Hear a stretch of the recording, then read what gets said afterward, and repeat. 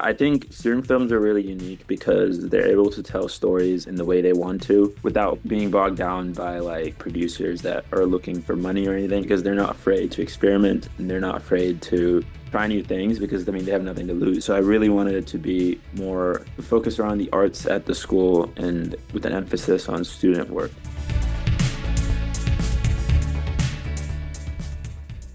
Have you ever wondered how filmmakers like Tim Burton, Eliza Hittman, and Yorgos Lanthimos got their start? All of these filmmakers began their careers by creating short films while they were students, most of which, side note, you can access online for free, and they're really cool. You should check them out. But it makes you think, what are today's student filmmakers at the University of Virginia creating that we might be watching on the big screen someday? I'm Sarah Bastinelli. Welcome to Pilot Projects. This week, we talked to one of the students who helped organize the Student Film Festival. I'll let him introduce himself for you. My name is Ansh Pathapadu. My major is computer science in the School of Engineering and studio art with a concentration in filmmaking. Our project is the Virginia Student Film Festival. We just started this year. The last time we had the event was in 2017. So I came into this year trying to restart it, and the Jefferson Trust helped us elevate it to a level which we're very proud of.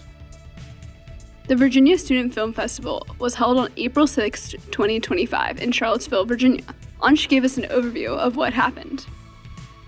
It was a one-day event. Everything took place at the Paramount Theater downtown.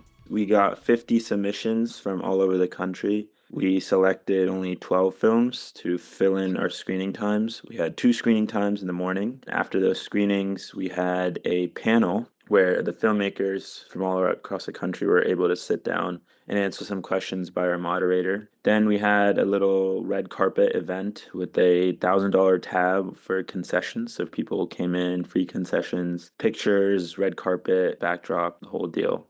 There was a live band playing during the reception. The band was also a student band called Plus or Minus. After the red carpet, we had the award show. We presented a total of 8 awards, including Best Virginia Film. And then the halftime point of the award show, we had a performance by the Hullabahoos. Then we had like a little invite-only reception, which we had cake, drinks, and all that, and on the top floor of the Paramount. The Virginia Student Film Festival has been on hiatus since 2017. We asked Ansh what his main goals were for bringing it back in 2025. So in 2017, they held it at the Newcomb Theater. And yeah, the Newcomb Theater is a great place and all, but we really wanted it to feel like more than just a UVA event, but actually like a established Virginia event. And we think the Paramount has that sort of gravitas or like the aura of making it bigger than just a school and having it actually feel more community-based.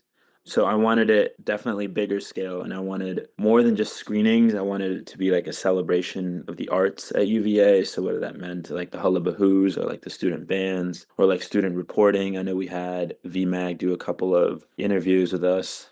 VMAG is a student publication that focuses on fashion, art, and culture at the University of Virginia. So I really wanted it to be more focused around the arts at the school and with an emphasis on student work.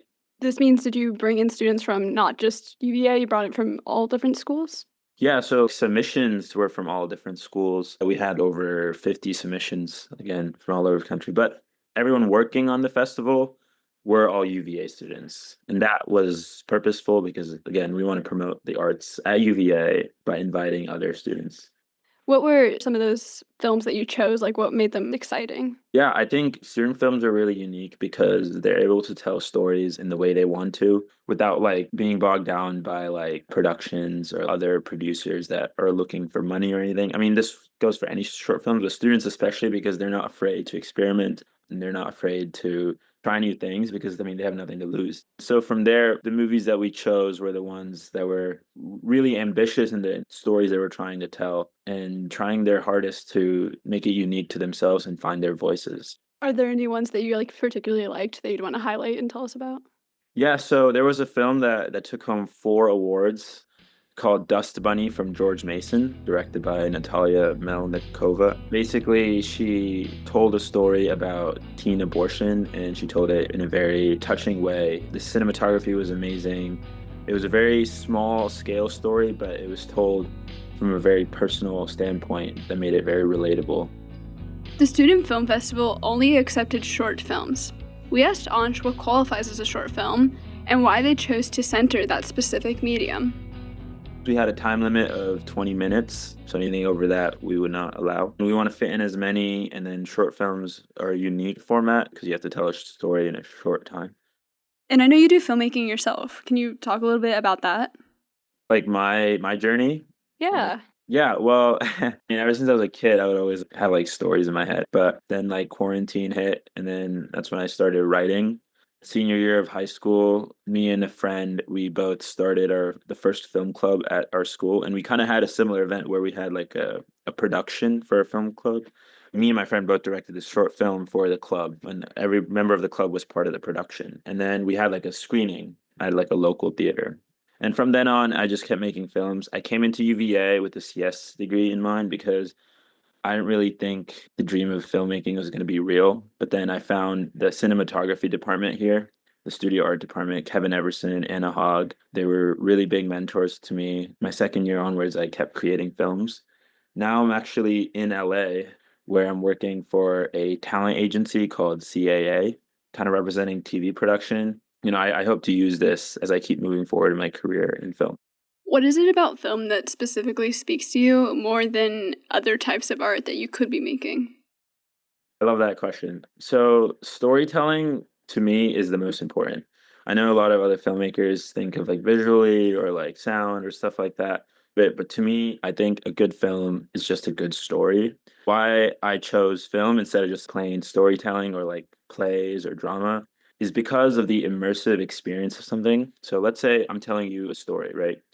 In your head, you're going to see it a different way than the way I'm seeing it. If I'm telling a story that I want to tell, I want you to see it the way I see it. So whether that means hearing the sounds I'm hearing in my head or seeing the shots that I'm seeing in my head. So if I say like, oh, this guy's walking to a bar, right? Like I see it a certain way, which I'm sure you won't, because I mean, obviously you have a different interpretation. But to me, I like film because it immerses you in that story and you're just in that story. And instead of just kind of creating your own worlds and everyone's just kind of following the same path of the storyteller. We asked Anj about the ways he was personally inspired to build and create community among UVA film lovers. My first year at UVA, I went to the Virginia Film Festival, like the official one. And again, I went to the Paramount. My first time at the Paramount, I was like, wow, this is such a huge screen. Like the auditorium's huge. I've never been in something as big as this. And I saw the film and it like inspired me to keep creating. And then again, getting into like the cinematography program, seeing all these other students my age create these wonderful stories made me be like, okay, I can also do this, gave me belief in my film career. And yeah, that was my goal because film at UVA, I mean, we don't have like a specific major. All our classes are like scattered around different departments. So, and our club is like small, even though we're getting up there now, but the interest in it is like scattered. There's no one singular focus. So I wanted a call to action for these students where they can try and make these films. I remember working at the DML, right? The DML, or the Digital Media Lab, is housed in the Robertson Media Center in Clemens Library. This is also where we're making this podcast. At the DML, students would come up and rent these equipment, and I'd be like, okay, what are you using this equipment for? Like, oh, I'm making a movie for the Virginia Student Film Festival. And they said that to me, and I was like, wow, that's really inspiring to hear. And it's great that it's working, giving people a motivation to create because everyone has these stories. They just need a little push to go and create. Hopefully, I give them that push. Yeah, and why do you think it's important for them to have a place to show the artwork that they've created? At the end of the day, like any art, yeah, you create for yourself, you create a form of expression, but it's really like not validating, but like it's amazing to have other people's reaction to your art, to have them relate it to something so personal that you create or like something that you put a lot of time and hard work into it. Student films, especially because they have to do a lot of the work themselves, they wear a bunch of hats during production. And so getting like a platform, an opportunity to show their work to a big audience, a big screen, and see their work come to life, it makes it feel like all that work was worth it. And as a student filmmaker, it's a lot of what I chase, getting an audience, making sure the audience relates to my films. And that's like a big part of when you create stories because you want your audience to follow. So yeah, you make them for the audience, yeah, for yourself, but also to connect with people. So for UVA students who might be listening to this, can you give them some insight on how they could get involved with filmmaking at UVA? Yeah, there's a lot of great opportunities. Well, number one, I would say take the studio art classes. I know there are a bunch of classes out there, but studio art, especially the filmmaking concentration led by Kevin Everson, is just a wonderful class. It gives you such a different perspective on film itself. Like Kevin's a very interesting teacher. If you watch a movie with Kevin, he points out every little detail that he likes. And then when you watch a movie now on your own, you also start to do that because of how he does it. And then you're always constantly creating in these classes, and you start with 35 millimeter film, and then you build it up to like digital and stuff like that. I would start with that to kind of get your basics on like filmmaking and creating. There is a filmmakers society, and you can also join that. I've been president of that, but now stepping down. So they're also giving opportunities for people to connect and keep productions available. If you join the listserv of like the Filmmakers Society, I know there's a lot of productions in short films at UVA where you can just hop on crew and then connect with people. And then, yeah, I would say our festival too. The committee that runs the Virginia Student Film Festival is a great way to get into the film community. Everyone in our committee is interested in films or filmmaking and is a big part of that program already. So connecting with people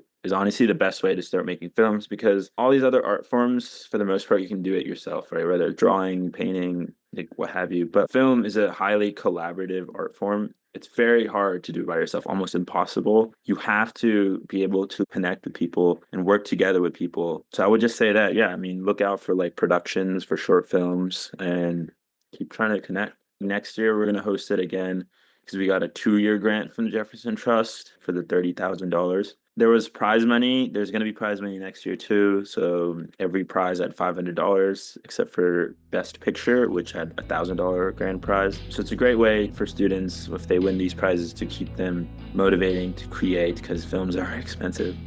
The Jefferson Trust was a huge part of making the Virginia Student Film Festival possible. Ansh told us about a number of other great organizations that stepped up to help make this event happen.